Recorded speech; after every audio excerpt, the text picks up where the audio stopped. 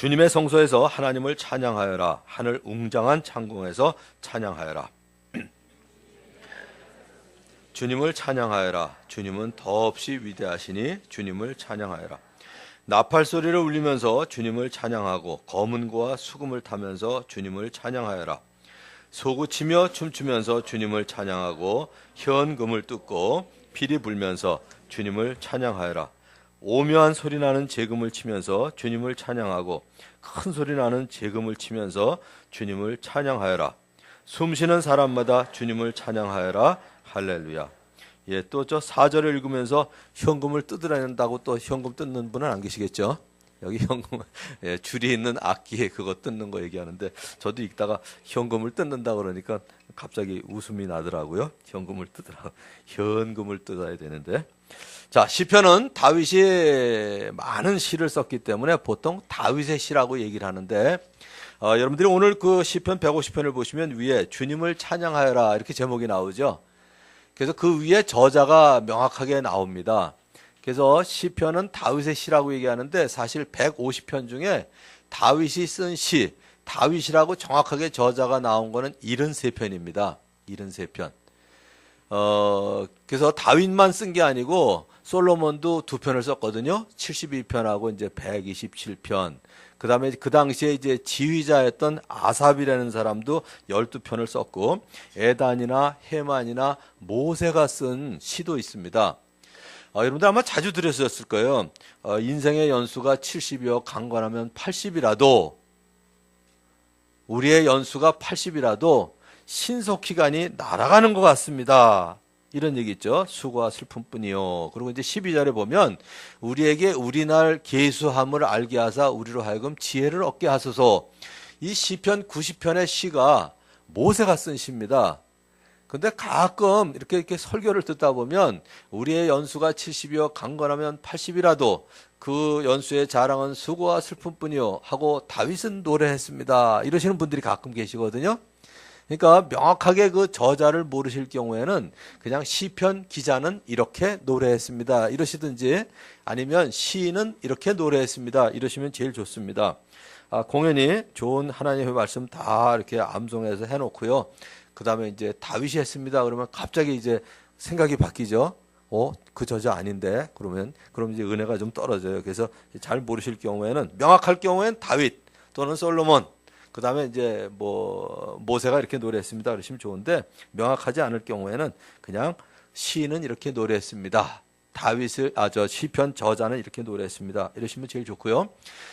작가가 좀 미상인, 오늘도 이제 작가 미상이에요. 주님을 찬양하여라 이렇게만 나와 있고 작가가 안 나와 있기 때문에 작가가 미상인 시가 50편 정도 되는데 그 중에는 다윗이 썼을 거로 추정되는 것도 많이 있습니다. 왜냐하면 이제 문체라든지 그 내용이 비슷하기 때문에.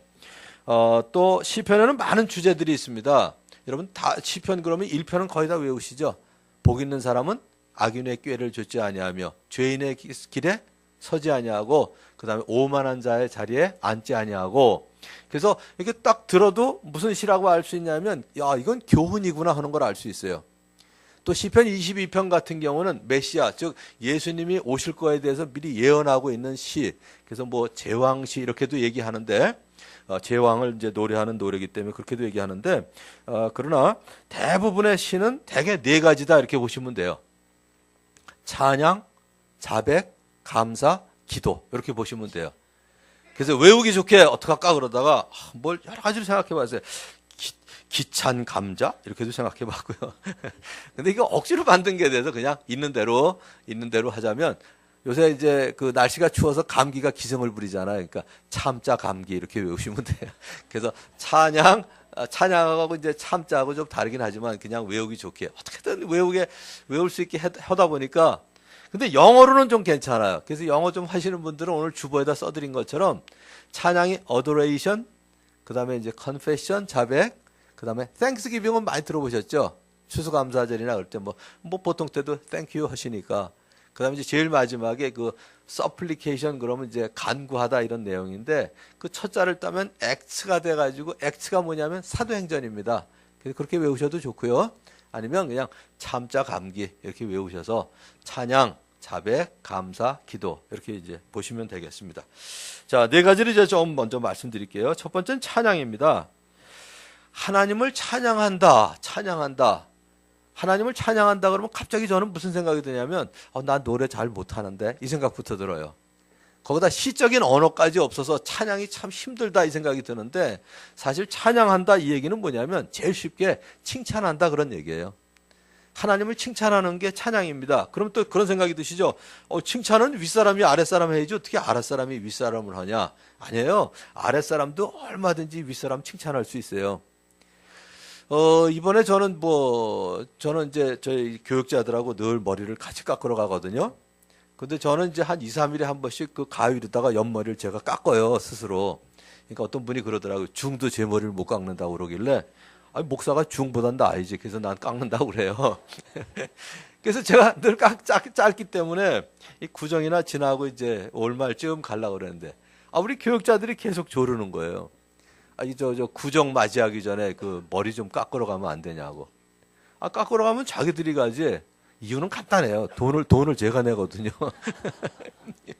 처음엔 돌아가면서 냈었는데 어느 날 제가 그냥 나이도 제일 많고 그러니까 오늘은 내가 낼게 그랬지. 그다음부터 그냥 안 내더라고요.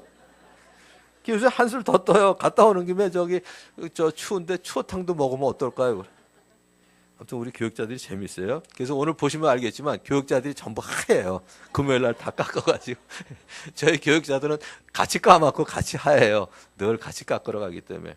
왜냐하면 저희 교회에 우리 교육자들의 원칙이 있거든요. 검소하게 살자.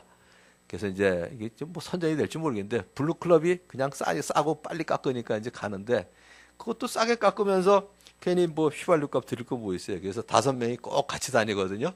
그래서 같이 하얗고 같이 이제 그런데. 자, 그러고 났더니 이제 집에 왔더니, 우리 며느리가, 아버님 머리 산뜻하게 잘 깎으셨네요. 오늘은 모양이 잘 나왔네요. 말 돼야 안 돼요? 되죠. 그러니까 아랫사람도 얼마든지 윗사람 칭찬할 수 있는 거예요. 윗사람만 아랫사람 칭찬하는 게 아니거든요. 오늘 넥타이 예쁘시네요. 오늘은 특별히 멋있으세요. 얼마든지 할 수 있는 거잖아요. 그러니까 우리가 하나님을 찬양한다. 이거는 뭐냐면 하나님을 칭찬한다. 이렇게 보시면 됩니다. 자, 오늘 1절 말씀 보세요. 주님의 성소에서뿐만 아니라 하늘 웅장한 창공에서. 이건 무슨 얘기냐면 어디에서나 하나님을 찬양할 수 있습니다. 그러니까 교회 안에서만 찬양하고 기도원에 가야 찬양하는 게 아니라 집에서도 할 수 있고 교회에서도 할 수 있고 직장에서도 할 수 있고 어디에서나 할 수 있는 게 찬양입니다. 그리고 하늘 웅장한 창공을 지으신 하나님, 더없이 위대한 일을 행하신 능력의 하나님은 우리가 가진 모든 악기를 다 동원해도 찬양을 다 할 수가 없어요. 그래서 오늘 쭉 열거합니다. 한다고 한 건데 150편 6절밖에 안 되는데 그 안에 악기를 어떻게 다 동원을 하겠어요. 그러니까 나팔 소리도 울리고 검은고와 수금을 타면서 소고를 치고 또 현이 있는 악기를 타고 피리를 불면서 그것도 모자라죠. 그래서 춤을 추면서 최선을 다해서 찬양을 해도 하나님의 위대하심은 다 노래할 수가 없습니다. 그래서 여러분들이 찬양하는 법 하나 알려드릴게요. 여러분들이 이제 목장 모임을 가질 때 이번 목요일 날도 제가 이제 우리 목장에 있는데 거기서 한번 해보려고 그래요. 뭘 하냐면 한 문장으로 그냥 찬양을 하는 거예요. 돌아가면서. 그러니까 우리는 보통 기도 그러면 대개 어떤 기도부터 하나요? 일단 달래는 기도부터 하잖아요. 눈 딱 감으면 하나님 누구 아픈데 고쳐주세요. 그 다음에 요새 뭐 하는데 요새 예를 들어서 직장에서 조정을 하는데 절대로 거기에 이렇게 넘어가지 않게 해주시고 그 다음에 남게 해주시고 이렇게 이제 기도하잖아요. 맨날 달래는 기도. 근데 누가 그런 기도를 하냐면 어린애들이 엄마 아빠한테 오면 항상 얘기가 뭐냐면 달래는 기도예요. 근데 우리가 중학교 정도만 돼도 아빠 어떻게 생각하세요? 그리고 아빠 의견을 물어보잖아요. 그러니까 우리가 일부러 이렇게 하는 게 좋은 것 같아요. 제일 먼저 딱 고개 숙이고 기도하려고 그러면 달래는 소리보다는 하나님 칭찬부터 했으면 좋겠어요, 우리가. 그래서 이렇게 칭찬하는 거예요. 예를 들어서 8명이 목장 식구가 앉아있으면 한 문장으로 하나씩만 이제 찬양하는 얘기를 하는 거예요. 그럼 거기에 이제 아멘 하면 되죠. 자, 백문이 불여일견이라 저하고 같이 실습을 하는 거예요. 제가 찬양합니다. 그러면 여러분들은 큰 소리로 아멘 그러시면 돼요. 자, 제가 찬양하는 방법은 저 이렇게 시적인 언어가 별로 없어요. 노래도 잘 못하고. 그래서 어떻게 하냐면 아예 그냥 첫머리를 외워놨어요. 능지 이문하고 영성영관이 광사긍절이라 이렇게 외웠거든요. 저 그렇게 외우는 게 많아요. 이거 언제 배웠냐면 중고등학교 때 다 배운 거예요. 수소 이온화 농도 외울 때 각하나 마라세니 준합수구 헐섭세요. 제가 이게 순간 기억력이 없어서 한번 외워놓으면 잘 안 외워지고요. 외울 땐 무지하게 힘들어요. 그래서 제가 이게 짱돌이라 외울 땐 힘든데 일단 새겨놓으면 이게 지워지질 않아서 왜 외우는지 모르겠는데 아무튼 지금도 외우고 있어요. 뭐냐면 하나님의 능력, 하나님의 지혜, 하나님이 임재하셔서 역사하시는 거, 하나님의 은혜, 그 다음에 하나님의 영광, 그 다음에 하나님의 성실하심, 하나님은 영이심, 하나님의 거룩하심, 광대하심, 사랑, 그리고 긍휼하심, 절대주권. 이 12개가 너무 좋은 거예요. 그래서 저는 그 기도할 때, 찬양할 때 그럽니다. 하나님의 능력, 그러면 이제 어떤 때는 이제 눈 뜨고요. 설악산 같은 데 가면, 야, 진짜 잘 만드셨다. 능력 대단하십니다. 그리고 찬양해요. 두 번째는 이제 하나님의 지혜에 대해서만 계속 이제 찬양을 생각하는 거예요. 하나님이 임재하셔서 역사하시는 것만 찬양하고 하나님이 베풀어 주시는 은혜만 찬양하고 이렇게 12개를 쭉 찬양하면 너무 재밌거든요. 그래서 오늘 한번 해볼게요. 제가 찬양합니다. 그러면 여러분들은 아멘 그러시면 돼요. 지금 능력의 하나님에 대해서 찬양한 것처럼 지혜로 온 우주를 만드시고 질서 가운데 움직이도록 만드신 하나님을 찬양합니다. 하늘과 땅 어디에나 거하시며 우리 가운데 거하시면서 역사하시는 하나님을 찬양합니다. 자비롭고 은혜로우신 하나님, 또 노하기를 더디하시는 하나님을 찬양합니다. 주님의 찬란하고 영광스러운 위엄과 주님의 놀라운 기적을 인하여 하나님을 찬양합니다. 성실하심이 대대에 이르고 언제나 변함이 없으시고 흔들림이 없으신 하나님을 찬양합니다. 주님의 선하신 영으로 나를 이끄셔서 평탄한 길로 인도하시는 하나님을 찬양합니다. 거룩한 곳에 계시며 고아들의 아버지가 되시고 과부들을 돕는 재판관 되시는 하나님을 찬양합니다. 광대하시며 능력이 많으시고 그 지혜가 무궁하신 하나님을 크게 찬양합니다. 하늘보다 더 높은 주님의 사랑, 구름에까지 닿는 주님의 진실하심을 찬양합니다. 만물을 은혜로 맞아주시며 지으신 모든 피조물에게 긍휼을 베푸시는 하나님을 찬양합니다. 만국을 다스리시는 절대 주권을 가지고 계신 하나님을 높이 찬양합니다. 예, 이렇게 이제 찬양하는 거예요. 그러니까 길게 하지 말고 생각나는 거 한 가지씩만 한 문장으로 이렇게 돌아가면서 기도를 하고 그때마다 이제 찬양하면 여러분들이 찬양하는 기도를 같이 하기가 좋습니다. 그냥 찬양하라 그러면 특별히 이렇게 문과 쪽이 아니고 시적인 언어가 없으신 분들은 표현하기가 참 어려워요. 특별히 이제 저 같은 경우는 산에 올라가서 야, 진짜 잘 만드셨다. 그 다음엔 아무 생각이 안 나요. 제가 아주 동감하는 게 중에 하나 있는데 중학교 때 국어책에 나왔던 것 같아요. 누군지 저자는 모르겠어요. 먼 산을 보면서 아무튼 뭐 이렇게 그 찬미하는 그 시를 쓰려고 그러는데 저 멀리 점. 그러고 났더니 아무 생각도 안 나서 그냥 점점점 끝날 때는 그 책을 본 적이 있는데 저 그럴 때 많거든요. 저 멀리 보이는 점. 그러고 나면 아무 생각이 안 나서 이제 저는 찬송가를 부르거나 아니면 아까 얘기한 대로 능지이문하고 영성영관이 광사긍절이라 그러고 이제 찬양할 때가 많습니다. 여러분들이 그런 방법을 한번 해보셔도 좋고요. 자, 이제 두 번째는 자백입니다. 자백. 우리는 믿음을 통하여 믿음으로 은혜로 구원을 얻었습니다. 은혜로 얻는다는 말은 조건 없이 일방적으로 주어지는 것이 은혜입니다. 그러니까 우리에게서 난 것이 아니에요. 하나님의 선물입니다. 선물은 뭐냐면 쉽게 얘기하자면 공짜예요. 근데 우리가 선물에 대해서 오해를 하도록 많이 만들어놔요. 무슨 얘기냐면 애들한테 뭘 시키면서 저기 있는 것 좀 들고 올래? 그럼 엄마가 선물 줄게. 맞아요? 틀려요? 엄밀하게 말하면 틀려요. 저거 좀 집어올래? 그럼 내가 대가로 이걸 줄게. 이건데 선물은 뭐냐면 공짜로 주는 거예요. 공짜로. 그러니까 우리가 무슨 도덕적인 삶을 살았다거나 성경대로 살았기 때문에 주는 게 구원이 아닙니다. 그렇게 되면 그거는 은혜가 아니죠. 은혜는 전적으로 공짜를 주시는 건데 만일에 우리가 도덕적인 삶을 살거나 성경대로 살았기 때문에 구원을 주신다. 저나 여러분이나 구원 얻으실 분 계실까요? 아무도 없습니다. 그러니까 구원은 그저 선물로 주시는 거예요. 그래서 구원은 죄인이라는 사실을 주님 앞에 자백하고 고백할 때 신실하고 의로우신 하나님께서 우리에게 공짜로 주시는 선물입니다. 그런데 하나님의 자녀로 거듭난 사람에게 반드시 따라오는 게 있어요. 유혹이 반드시 와요. 여러분들 구원 받으시고 나니까 마치 그냥 하늘에 사는 것처럼 아무 욕심도 없고 아무 유혹도 없던가요? 아니죠. 유혹이 반드시 와요. 그러니까 반드시 우리가 죄를 지을 때가 있어요. 그런데 죄를 자백하면 하나님과 우리와의 관계가 다시 회복된다는 사실을 성경에서 분명히 보여주셨습니다. 그래서 자백이 뭐냐? 하나님이 죄라고 하시면 나도 그냥 시인하는 게 자백이에요. 하나님이 죄라고 그러는데 아유 그때 안 그런 사람이 어디 있어요. 그때 뭐 그럴 수밖에 없었는데 이러면 이건 자백이 아니에요. 이렇게 생각하시면 간단합니다. 집에서 아마 애들을 길러보신 분은 잘 아실 텐데 너 이거 잘못했다고 지적을 하는데 이 대드는 애들 있죠. 어떻게 하고 싶으세요? 조 받고 싶죠. 심한 경우엔 저걸 내가 왜 낳았을까 이럴 때 안 계세요? 제일 좋은 건 뭐냐면 아빠 엄마가 너 이거 잘못했다 그러면 정말 죄송해요. 이러면 제일 끝나요. 근데 애들이 꼭 맞을 짓을 해요. 애들이 꼭 맞을 짓을. 학교에서 시험 보고 와가지고도요. 너 이거 왜 틀렸니? 그러면 공부를 덜 해서 틀렸어요. 그러면 이쁘잖아요. 그럼 다음번에 열심히 해라 그러면 되는데 아는데 실수해서 틀렸다. 꼭 맞을 소리를 해요 애들이. 근데 우리가 하나님 앞에서 꼭 그러는 것 같아요. 그래서 이게 저 자백도 저하고 이제 생명의 상 공부하신 분은 잘 아실 텐데 confess 이게 뭐냐? fess가 말하다, 가르치다 이런 건데 con이 뭐냐면 함께하다 이런 뜻이거든요. 그러니까 하나님이 죄라고 말씀하시면 거기에 그냥 함께하는 게 자백이에요.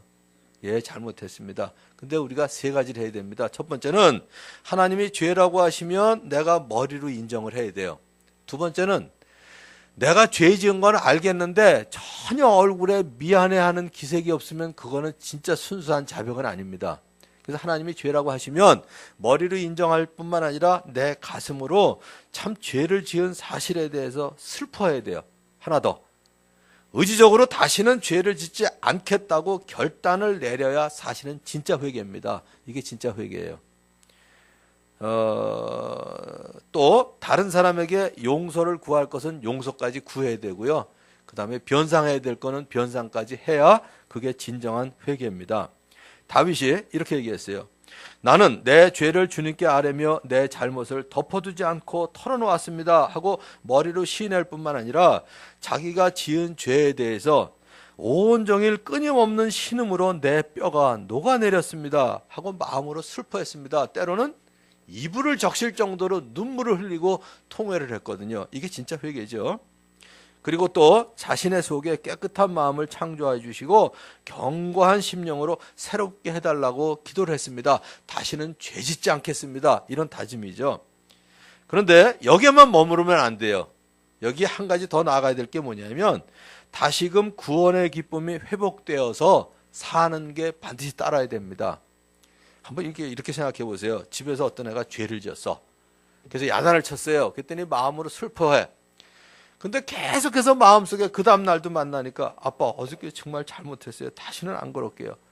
그 다음날 또 그래. 아빠 정말 죄송해요. 어떻게 하고 싶으세요? 야 이제 그만 좀 해라. 그만 좀. 그 다음에 그걸 자백하고 다시는 안 그러겠다고 그랬으면 아빠하고 좋은 관계 가운데 기쁨과 감사 가운데 살아야 정상이죠. 그래서 다윗이 그랬습니다.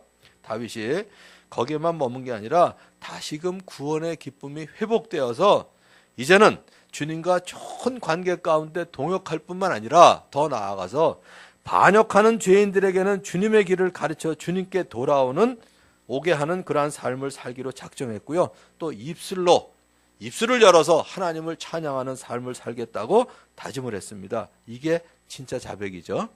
자, 세 번째 이제 감사는 뭐냐? 간단합니다. 하나님께서 내게 베풀어 주신 은혜에 대해서 고맙다고 말씀드리는 게 바로 감사입니다. 다윗이 이런 감사를 했죠. 부족함이 없도록 공급해 주시는 하나님께 감사를 드렸습니다. 오늘 마침 성가대가 찬양한 노래가 오늘 바로 이제 감사 찬양인데, 그 다음에 이제 죽음의 골짜기로 다닐지라도 주님께서 함께 하시고 보호해 주시는 하나님께 감사를 드렸습니다. 그리고 선하심과 인자하심으로 인도해 주시는 하나님께 감사를 드렸습니다. 그래서 시편 50편을 노래한 아삽도 감사로 제물을 바치는 사람이 하나님께 영광을 돌리는 사람이라고 노래를 했습니다. 특별히 시편 136편을 보면 26절 전부가 하나같이 하나님께 감사하리로다 감사하리로다, 하나님의 인자하심이 영원한 것에 대해서 감사하고 있어요.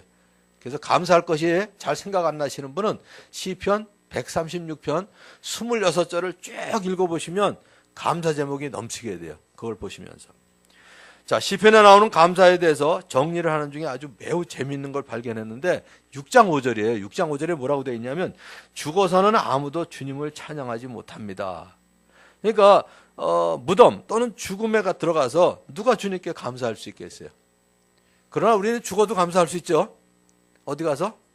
천국 가니까, 하나님 앞에서. 천국 가면요, 매일, 아무튼 매일이 아니라 늘 찬양하는 삶을 살아야 돼요. 그래서 여러분들이 이 세상 사는 동안에 연습하셔야 될 게 있어요. 무슨 얘기냐면 제가 늘 말씀드리죠. 우리는 일생을 산다고 그러는데 사실은 3생을 삽니다. 어머니 뱃속에서 1생, 이 세상에서 2생, 천국 가서 주님과 함께 3생을 살아요. 어디가 제일 중요해요? 1생, 2생, 3생 중에? 그죠? 3생. 만화책도 상중하가 있으면 하권이 제일 중요해요. 마지막이 중요하거든. 그런데 1생에서 뭐해요? 어머니 뱃속에서? 2생을 위한 준비를 하더라고요. 세상에서 살 준비가 다 되면 나오잖아요. 그렇게 생각하니까 2생을 어떻게 살아야 될지가 간단해요. 3생을 어떻게 살아야 될지 연습해야 되는데 그 중에 하나가 찬양이에요. 왜냐하면 천국에 가면 늘 하나님 칭찬하고 하나님과 같이 앉아서 감사의 노래를 불러야 되거든요. 그러니까 여러분들이 주의하셔야 될 게 있는데 앞에서 찬양할 때 이제는 입을 벌려서 기쁨으로 큰 소리로 하셔야 되고요. 앞에서 박수 치자 그러면 막 하셔야 돼요. 안 끝나나 아직? 한 곡 또 해? 이러시면 안 돼요. 그럼 이제 천국 가서 문화 충격을 받으세요. 거기 가시면 계속 찬송해야 되는데 여기서 비비 꼬고 있으면 천국 가서 매일 비비 꼬고 있어야 돼. 그러니까 여기서 찬양할 때 큰 소리로 기쁘게 불러야 천국 가면 바로 적응하세요. 바로 적응하세요. 아마 시차 적응은 없을 것 같은데 그래도 아무튼 문화 적응, 이 적응을 하시려면 여기서 열심히 찬양하셔야 되는데 아무튼 그랬어요. 그래서 한 가지만 더 알려드리자면 숨 쉬는 사람마다 주님을 찬양하여라 할렐루야로 이제 오늘 본문 말씀이 끝나는데 이 할렐루야가 뭐냐면 할렐, 힐렐 이게 프레이즈, 찬양하다 이런 뜻입니다. 제일 끝에 있는 야는 뭐냐면 야훼 하나님, 즉 여호와 하나님을 얘기해요. 그러면 세 번째는 르는 뭐냐? 좀 어려운 얘기를 하자면 1인칭 복수가 돼서 우리가 그런 말이거든요. 그래서 우리가 야훼 하나님을 찬양합시다. Let's praise the Lord. 그러니까 우리가 주님을 찬양하자 이런 말이 바로 할렐루야입니다. 교회에서 제일 많이 쓰는 말이죠. 아멘, 할렐루야. 아멘은 나도 그렇게 되기를 진정으로 바랍니다 하는 뜻으로 아멘 하신 거고요. 할렐루야는 우리가 주님을 찬양하자 이런 말입니다. 자, 무엇보다도 우리의 모든 죄악을 말끔히 씻어주시고 다시는 기억지 않으시는 하나님이 저는 너무 감사해요. 우린 그러잖아요. 누가 잘못하면 용서는 해요. 이렇게 누가 잘못하면 다 알죠. 그리고 볼펜으로 쭉 긋고 됐어 용서할게. 그러나 잊혀지진 않아요. 볼펜으로 긋긴 걷는데 다 보이잖아요. 다 보여요. 다 보여. 더구나 우린 그러잖아. 용서한다. 그러나 잊지는 않는다 이러죠. 근데 하나님은 다 잊어주시니까 얼마나 감사해. 제일 감사한 제목 중에 하나, 다시는 기억하지 않는 하나님께 감사를 드리시기 바라고요. 나의 힘이 되시고 방패가 되셔서 주님을 굳게 의지하였을 때 나를 구원해 주신 하나님께 감사를 드리는 여러분이 되시기를 주님의 이름으로 축원합니다. 또 여기까지 인도하시고 또 나에게 놀라운 일을 이루어 주신 하나님께 감사를 드려야죠. 어저께 어느 목장이 이제 우리 집에서 목장을 했어요. 12시부터 이제 4시 반까지 쭉 하면서 특별히 이제 감사에 대해서 얘기를 했었는데, 한 자매님이 그런 얘기를 하더라고요. 이제 어떻게 해서 결혼했냐, 이제 이런 얘기를 했더니, 저는 늘 정직한 사람, 진실한 사람을 위해서 기도했는데, 우리 형제가 3번 만나는데 정직하더래요. 3번 만나는데 뭐라고 얘기했냐면, 자기는 5천만 원밖에 없지만, 그러나 우리 가족들을 행복하게 해주겠다고 얘기를 하더래요. 3번 만났는데 5천만 원밖에 없는 거를 얘기를 해서 이 사람 진실하구나, 정직하구나 그러고 했대요. 그래서 제가 얘기했죠. 그럼 나는 더 감사해야 되겠네. 그러고 나는 그 당시에 선교단체에 있었기 때문에 80년대에 한 달에 제가 12만 원밖에 못 받았거든요. 결혼할 때 딱 8만 원 있었는데 저희 아내한테 저는 첫날 정직했어요. 나 아무것도 없다고. 첫날 정직했는데 얼마 지난 다음에 저희 아내가 그러더라고요. 없어도 그렇게 없을 줄은 몰랐다고. 근데 첫날 분명히 없다고 그랬는데 그래서 제가 그랬죠. 감사하는 방법은 옛날에 없던 생각하면 자꾸 주위에 나보다 더 있는 사람하고 비교하면 감사가 안 돼요. 근데 옛날에 없던 생각하면 참 감사해요. 진짜 감사해요. 그렇게 시작했는데 어쨌든 제가 지금 사는 거 보면 얼마나 감사해요. 더 이전까지 갈 것도 없어요. 제 초등학교 때 우리 집에 돼지 먹이느라고 여기 신길동에 진로소주 공장에서 술 만든 그 곡물 찌꺼기 드럼통에 사오던 생각하면요, 이 조그만 게 초등학교 때, 내가 고등학교 1학년 때도 151cm에 1번이었거든요. 이 초등학교 때 얼마나 난 지금도 어떤 때 생각하면 갑자기 그냥 아득해지고 눈물이 날 때가 있어요. 그 조그만 게 리아까 이만한 드럼통에다가 술 찌꺼기 그거를 이렇게 담아갖고 여기 오면 거기 또 대방동 이게 언덕이 있습니다. 올라가는 건 어떻게든 올라가겠는데 드럼통에 이걸 실으면 약간 이게 액체라 이게 휘청거리면 뒤로 쫙 밀리면 이게 뒤가 무거워가지고 그대로 떠요.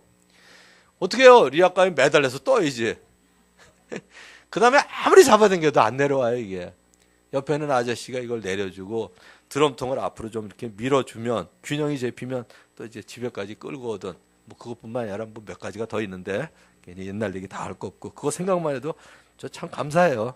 이 대방동 총구석에서 여기까지 이렇게 섰으면 2만 원면 출세했죠, 뭐 2만 원. 그것만 생각하면 감사하고요. 처음에 방 하나 세 살던 사람이 여기까지 왔으면 감사하죠. 뭐 자꾸 주위에 더 있는 사람들 보고 불평하지 마시고요. 간단합니다.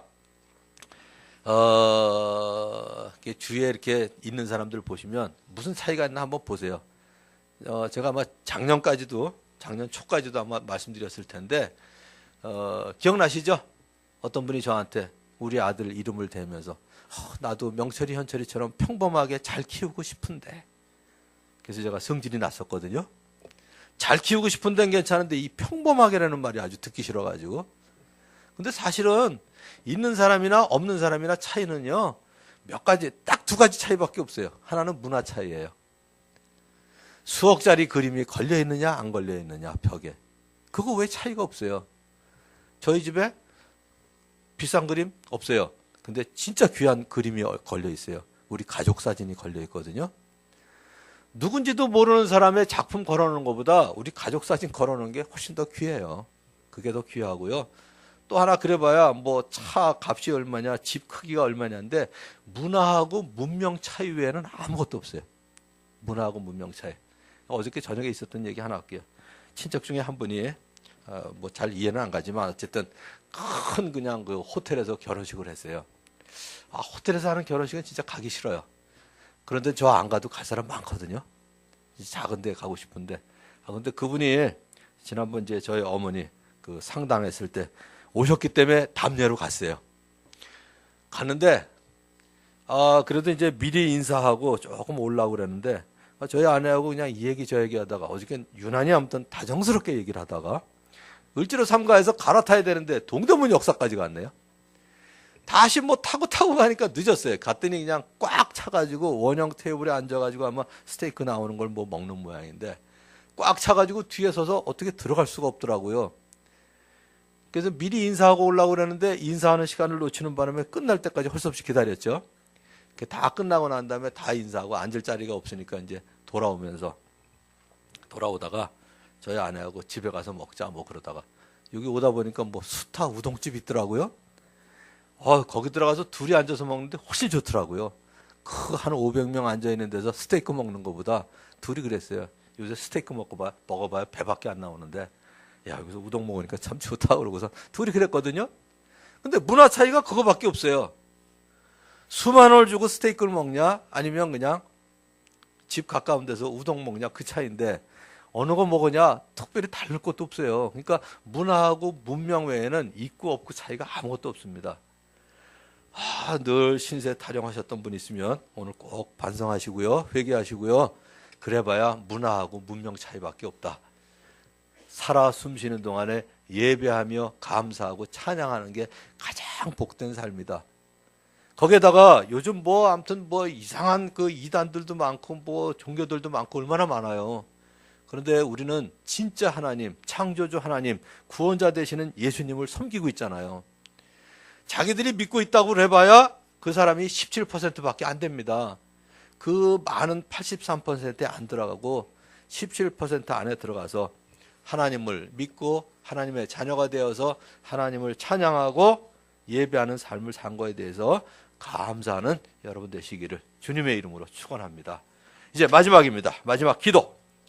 찬양, 자배, 감사, 이게 다 기도죠. 다 기도인데 마지막으로 얘기하는 이 기도는 뭐냐면 다른 사람을 위해서 기도하거나 나를 위해서 기도하는 것을 의미합니다. 여러분들이 다른 사람을 위해서 기도할 때 그냥 세 가지만 기도하시면 제일 좋을 것 같아요. 하나님이 그렇게 하라고 그러셨어요. 세 가지만 기도하면 돼요. 첫 번째, 이 세상에 얼마나 유혹이 많고 위험한 게 많아요. 돈의 유혹, 쾌락에 대한 유혹, 명예에 대한 유혹, 나가야지 유혹을 받는 게 아니라 집안에 앉아 있어도 TV만 켜면 아무튼 유혹이에요. 요새 한 가지 이상한 것 중에 하나가 있어요. 일기예보 왜 해설하는 사람까지 꼭 짧은 치마를 입어야 되는지 모르겠어요. 아무튼 돌려보면 이거 사라 저거 사라 온갖 유혹들이잖아요. 집에 앉아도 유혹, 바깥에 나가도 유혹, 온통 유혹인데 이 유혹 많고 위험이 많은 자연재해의 위험, 못된 사람들의 위험, 그릇된 친구들의 위험, 이제 더 나아가서 테러의 위험, 온갖 유혹과 위험 속에 보호해달라고 꼭 기도하셔야 됩니다. 꼭 기도하셔야 돼요. 자, 두 번째는 은혜 주실 것을 위해서 기도해야 됩니다. 우리가 수고하면 수고하는 것만큼 아무튼 오면 좋은데 이 산업사회가 되고 난 다음엔 아무튼 수고해도 은혜가 없으면 먹을 게 없을 때가 많아요. 옛날에 농사 지으면 다 그냥 그게 다 먹을 게 되면 좋은데 요새는 중간에 유통하시는 분들이 마진 다 갖고 가고요. 생산자들은 오는 것도 없잖아요. 우리도 마찬가지예요. 그래서 특별히 은혜 주실 것을 위해서 기도해야 되는데 주님을 경외하며 주님의 말씀에 따라 사는 사람은 그 어느 누구나 복을 받는다고 약속을 하셨습니다. 더구나 우리 속에도 죄의 성품이 가득하고 세상에 악이 가득하기 때문에 주님께서 시온에서 너에게 복을 내리시기를 빈다 하는 축복을 많이 해야 됩니다. 평생토록 예루살렘이 받은 은총을 보면서 살게 될 것이고 아들, 딸, 손자, 손녀 보면서 오래오래 살 것을 축복해야 됩니다. 어제 목장 모임을 하면서도 그랬어요. 애들이 여러 명 있었어요. 그래서 애들 처음에 이제 올리브 블레싱 그래가지고 애들 축복하잖아요. 그래서 어저께 애들을 놓고 이렇게 올리브 블레싱을 하다 보니까 요령을 알겠더라고요. 지난주에 감사했던 게 뭐니 그랬더니 애들은 감사를 잘 모르더라고요. 그래서 지난주에 재밌었던 거, 즐거웠던 거 얘기해봐 그러면서 어떻게 했냐면 제일 어린 애를 시키면 유치한 걸 해요. 그럼 다 유치한 걸 하게 돼 있거든. 그게 뭐였냐면 제일 큰 애한테 지난주에 감사했던 거, 즐거웠던 거, 재밌던 거 얘기하라고 그랬더니 점잖은 걸 얘기하더라고요. 그랬더니 그 밑에 있는 동생들이 다 점잖게 해요. 그 다음에 기도 제목 그랬더니 장난감 그러는 거예요. 애들은 기도 제목이 장난감이에요. 그래서 뭐라고 그랬냐면 말을 바꿨어요. 너 이 다음에 어떤 사람이 되고 싶어? 뭐 하고 싶어? 그랬더니 갑자기 거창한 기도 제목이 나오더라고요. 그래서 그거에서 다 이렇게 듣고 그 다음에 이제 아빠 엄마 옆에 다 가라 그래가지고 아빠 보고 아이들 위에 머리를 얹고 손을 얹고 머리에 손을 얹고 축복 기도를 큰 소리로 하라고. 그 대신 한 가지 제가 지침을 줬어요. 절대로 기도를 빙자해서 애들 교훈하지 말라고.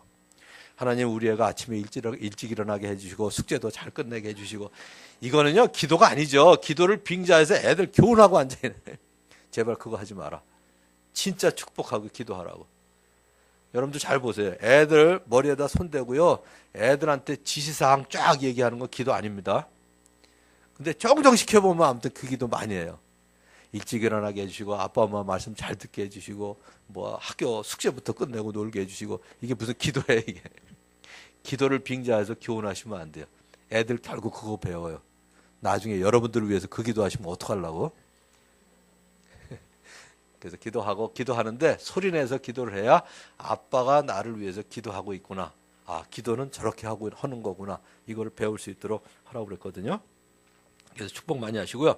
세 번째는 뭐냐면 은혜가 충만하면 기쁨과 감사가 넘쳐야 되는데 쉽게 얘기하자면 은혜가 넘치면 싸움이 많아요. 무슨 얘기냐면 여기 이제 많은 것들을 공급해 주시면 뭐 그렇잖아요.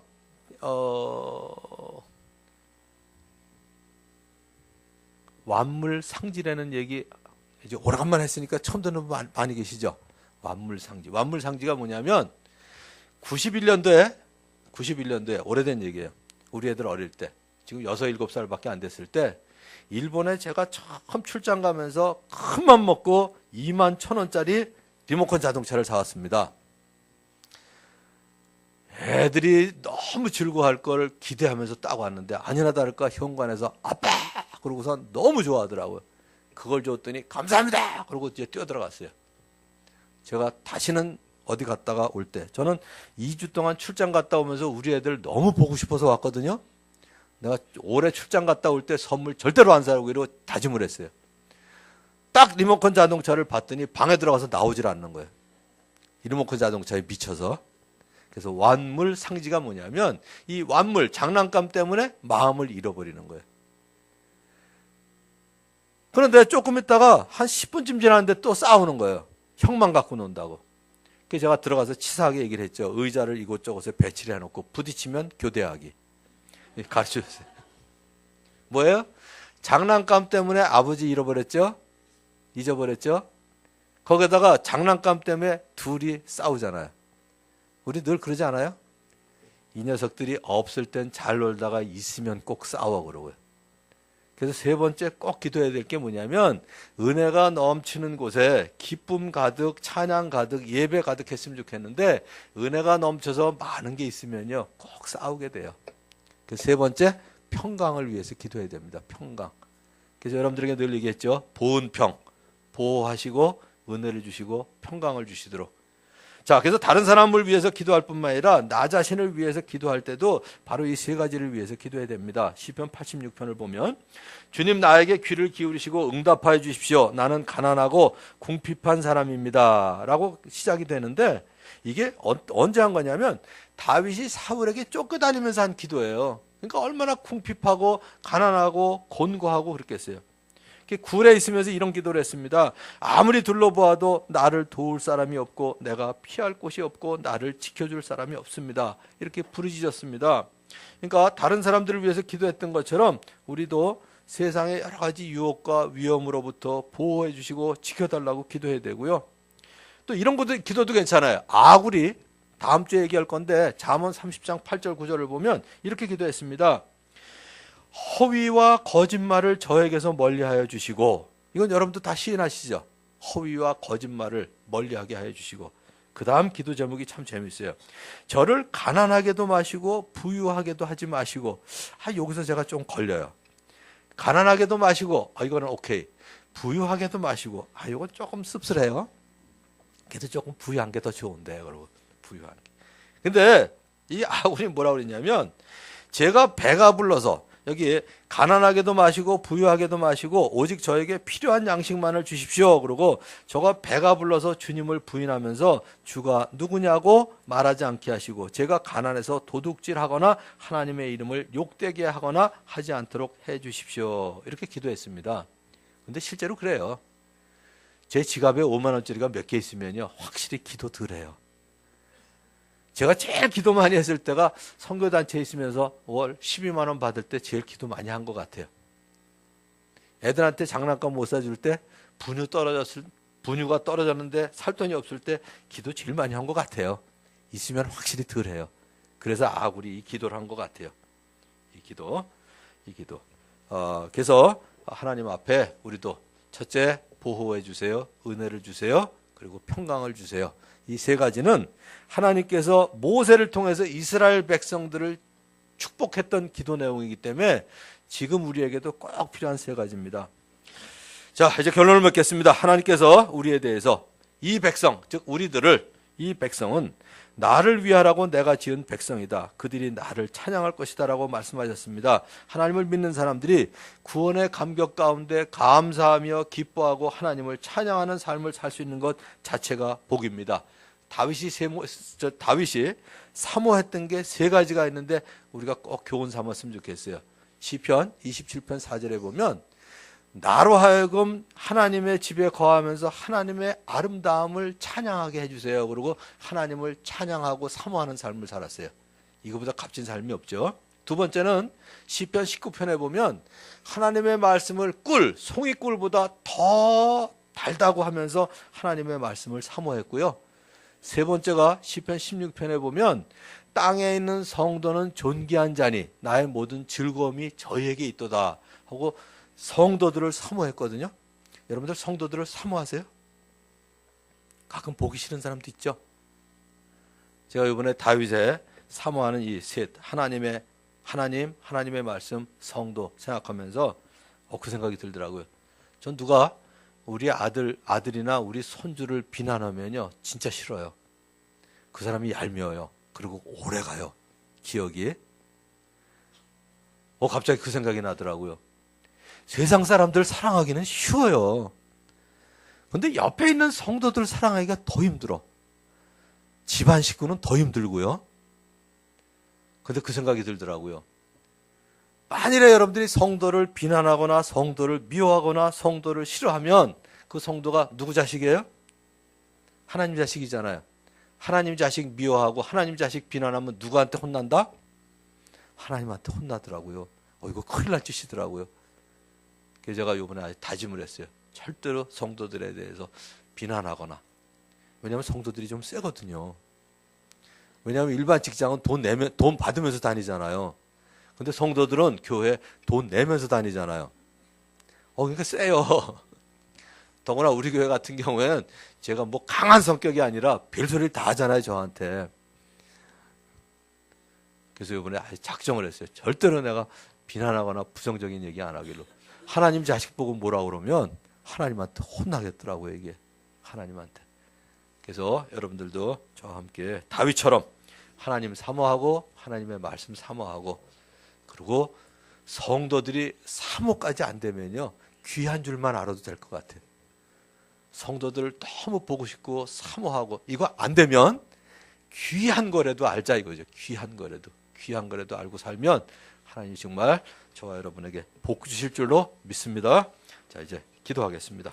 자, 오늘도 세 가지 기도하겠습니다. 첫 번째는 우리가 이렇게 예배 드릴 때마다 정말 구원의 감격, 예배의 감동이 있도록 기도하시고요. 두 번째는 우리의 삶을 통해서 목장과 또 교회를 통해서 적어도 1년에 한 명 이상씩은 꼭 목장에서 예수님 믿고 구원받는 영혼들 생기도록, 그 다음에 세 번째는 오늘 드린 말씀 찬양, 자백, 감사, 기도 중에 제일 마음에 생각나게 해주시는 것 한 가지 우리 소리내서 한번 기도하도록 하겠습니다. 1분 동안 기도하고 제가 마무리 기도하겠습니다.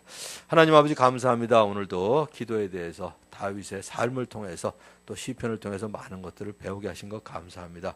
하나님 아버지 우리가 주님 앞에 예배 드릴 때마다 늘 예배에 감동 있게 하시고 구원의 감격 있게 하여 주시옵소서. 모든 민족으로 제자를 삼으라고 하시는 아버지 하나님, 우리의 삶을 통해서 적어도 1년에 한 명 이상씩은 꼭 목장에서 구원받는 영혼들이 생기게 도와주시옵소서. 예수님을 영접하고 세례받는 사람들이 생기게 하여 주시옵소서. 하나님 아버지 오늘 특별히 성도들을 사모하지 못하더라도 귀하게 여겨야 될 것을 교훈해 주시니 감사합니다. 아버지 하나님, 우리 성도들 정말 하나님의 자녀라는 사실을 기억하면서 귀하게 여기고 그들을 위해서 정말 보호하시고 은혜를 주시고 그리고 평강을 주실 것을 기도하는 삶을 살도록 인도하여 주시옵소서. 하나님 아버지 감사합니다. 오늘도 주님의 말씀 통해서 특별히 시편을 통해서 하나님을 예배하는 삶이 얼마나 값진 삶인가를 깨닫게 해주시니 감사합니다. 우리가 예배를 드릴 때마다 예배에 감격 있게 하시고 구원에 감격 있게 하여 주시옵소서. 모든 민족으로 제자를 삼으라고 하신 아버지 하나님, 우리의 삶을, 목장을, 교회를 통해서 적어도 1년에 한 명 이상씩은 꼭 예수님 영접하고 세례받는 사람들이 각 목장마다 생기게 도와주시옵소서. 아버지 하나님, 오늘 우리 각자 마음속에 깨달음을 주신 것, 또 회개하게 하신 것 주님 앞에 꼭 지키면서 주님 앞에 감사하고 찬양하고 자백하고 기도하는 삶을 살도록 인도하여 주시옵소서. 예수님의 이름으로 기도하옵나이다.